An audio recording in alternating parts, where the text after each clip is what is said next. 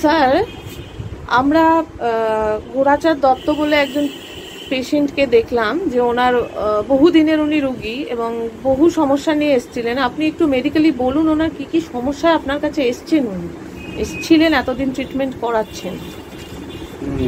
এটা একটা long history. প্রথম ও আসে পাইলস নিয়ে, বহুদিনের পাইলস, এবং পাইলসের প্রচন্ড কষ্ট ছিল। এবং আপনার ওর মুখ থেকে এবার শুনবেন, পাইলস নিয়ে আসে 2-3 বছর আগে এবং 3 বছর আগে, 3-4 বছর আগে। তখন কিন্তু পাইলসটা একবারে সেরে গেছে। আজও কিন্তু পাইলসটার কোনো রেকারেন্স হয়নি। পাইলসটার মেডিসিন দিয়েছিলাম ভেরেট্রাম অ্যালবাম 200 ফলোড বাই 0203। আজকে 2020 সালে এসেছিল পাইলসের জন্য, আজও পাইলস রেকর্ড করেনি, বহুদিনের পাইলস। আচ্ছা, নেক্সট এলো হাড় ভাঙার জন্যে, মানে হাড় ভেঙে গেছিল, অ্যালোপ্যাথি ডাক্তাররা যা করার করে দিয়েছিল, প্লাস্টার, কিন্তু ব্যথাটা কমছিল না। সেই জন্যে আমি মেডিসিন দিয়েছিলাম, এবং যে মেডিসিনগুলো দেওয়া হয় তার সঙ্গে কিন্তু ভেট্টাভেলো অ্যাড করা ছিল, রুটা সিম্পাইটাম, ঠিক আছে। এরপরে যে কমপ্লেন নিয়ে এলো, এটাই হচ্ছে খুব চিন্তার ব্যাপার ছিল, পা ফুলতো, এবং পা ফোলাটা কিছুতেই কমছিল না।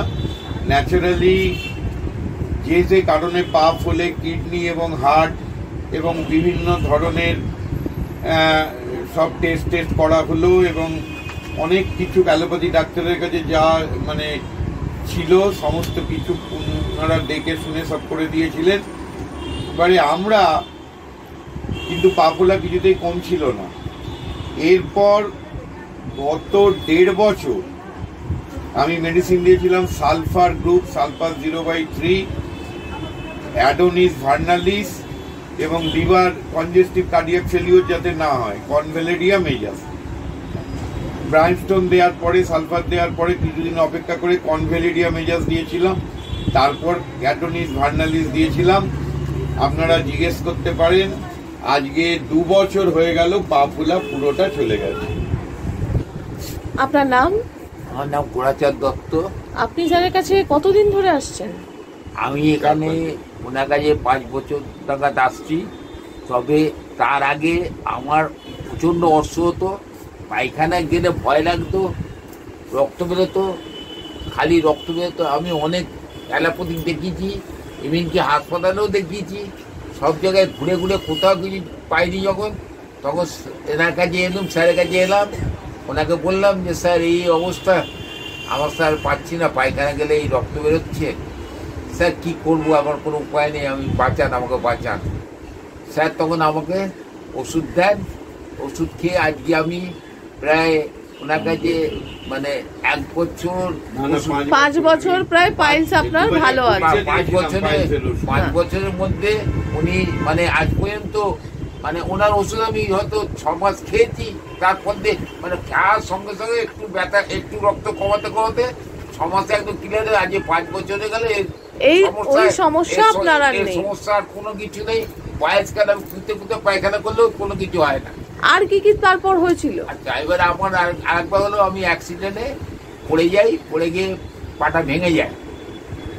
পাটা ভেঙে যেতে আমি তখন অ্যালোপ্যাথিকের কাছে যাই। অ্যালোপ্যাথিকেরা ওরা যা করে দেয়, করে দিল, করে দিয়ে উনি আমার ব্যথা কিছুতেই কমছে না।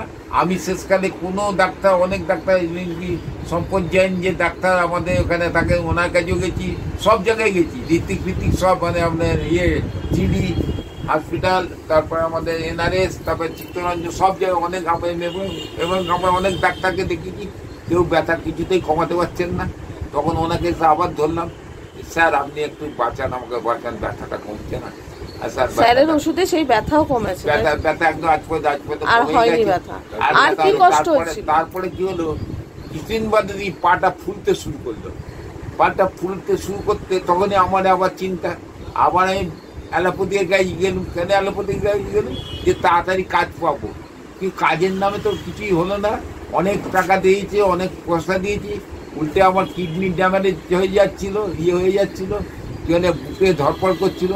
তখন এনার কাছে আবার এলাম, এসে বললাম স্যার এই ব্যাপার, আপনি আমাকে বাঁচান, এই স্যার এই অবস্থা। উনি আমার অবস্থা দেখে, আমার 71 বছর এখন বয়স, উনি ওই বয়স দেখে উনি আমাকে ওষুধ দেন। সেই ওষুধে আজ পর্যন্ত পা ফুলাও কি আছে, আমার ব্যথা পায়েস কি আছে, ব্যথা কি আছে, কিছুই নেই। আমি খুব সুখী আছি এবং শান্তিতে আছি, খুব ভালো আছি। ঠিক আছে, থ্যাংক ইউ।